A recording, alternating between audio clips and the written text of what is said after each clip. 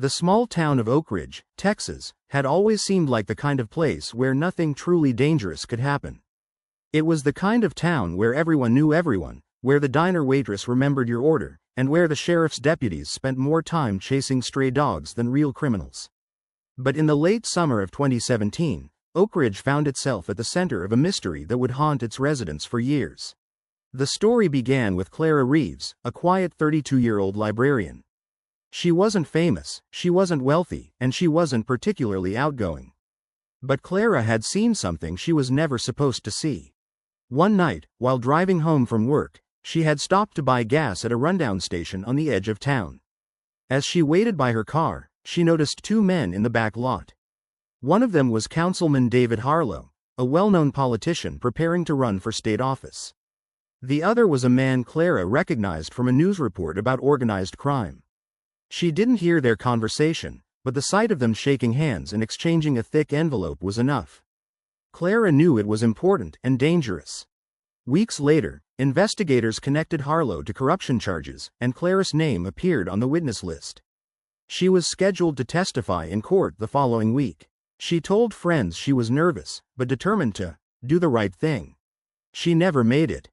On a humid Friday night, Clara's car was found abandoned near that same old gas station. The driver's side door was open. Her purse sat untouched on the seat. Her keys dangled from the ignition. But Clara was gone. The case landed on the desk of Detective Jonathan Mason, a 42-year-old investigator known for his stubbornness and sharp instincts. Mason had seen plenty of cases in his career, but something about this one gnawed at him. He didn't believe Clara had simply run away. He believed she had been taken. The first clue came from Clara's emails. Hidden among her inbox were threatening messages sent from anonymous accounts. "Stay quiet, or you'll never see daylight again." Each one ended with a strange black crow symbol. Mason had the IT team trace the accounts, but they were routed through foreign servers, impossible to track. Next, he spoke to Clara's neighbors. One elderly woman swore she had seen a black SUV parked near Clara's home on multiple occasions. Another neighbor admitted he heard footsteps outside his window late at night, but when he looked, the street was empty. The turning point came when Mason retrieved surveillance footage from a small diner across from the gas station. The video showed Clara entering the diner around 8:15 p.m. She sat alone in a booth, nervously checking the door every few minutes. At 8:42, she stood, grabbed her purse, and walked outside. At 8:45, the camera caught another figure leaving. The image was blurry, but Mason could make out the shape of a man in a baseball cap. He kept his head low, his stride quick. Whoever he was, Mason believed he was following Clara.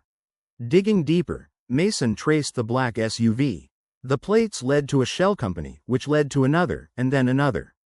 Eventually, the trail ended at Apex Holdings, a corporation with rumored ties to David Harlow. Mason knew he was getting close. But that was when things got complicated. Files he had requested from City Hall went missing. Witnesses who had promised to talk suddenly changed their minds. Even his own captain pulled him aside one morning and said, "Mason, maybe it's time to step back. This case is bigger than you realize." Mason didn't step back, he pushed harder. Weeks passed, and the pressure grew. Clara's disappearance made headlines, and the town buzzed with rumors. Some believed she had been killed. Others thought she was hiding. Mason refused to believe either. He was convinced she was alive, and he was determined to find her. His break came from a young deputy named Carla Martinez. While reviewing security footage from a warehouse district at the edge of town, Martinez spotted something odd. The same black SUV driving in and out of a gated property late at night. Mason's instincts flared. He gathered a small team and moved in. The warehouse looked abandoned from the outside, its windows boarded and walls tagged with graffiti. But inside, it was anything but empty. The team found surveillance equipment, computer servers, and locked doors leading to hidden rooms. And behind one of those doors, Mason found Clara. She was weak, pale, and terrified, but alive. Her hands were bound, and her eyes filled with tears when she saw him. "I thought no one would find me," she whispered. The kidnappers had fled minutes before the raid, alerted by some unknown source. But Mason didn't care. Clara was safe. Days later, Clara appeared in court. Despite her trauma, she stood before the jury and told them everything she had seen. Her voice shook at first, but then grew stronger. She described the meeting at the gas station, the exchange of the envelope, the threats that followed. The courtroom sat in stunned silence. Her testimony, combined with Mason's evidence, brought down Councilman Harlow and exposed a network of corruption stretching across the state. Several arrests were made, and Apex Holdings collapsed under investigation. For Clara, recovery would take time. She left Oak Ridge, choosing to start over somewhere far away from the shadows of her past. For Mason, the case was another reminder of why he did what he did, not for glory, not for politics, but for people like Clara. And for the town of Oak Ridge, the mystery of the vanishing witness would never be forgotten. It was proof that even in the quietest of places, darkness could thrive, and that sometimes justice depended on those willing to risk everything to uncover the truth.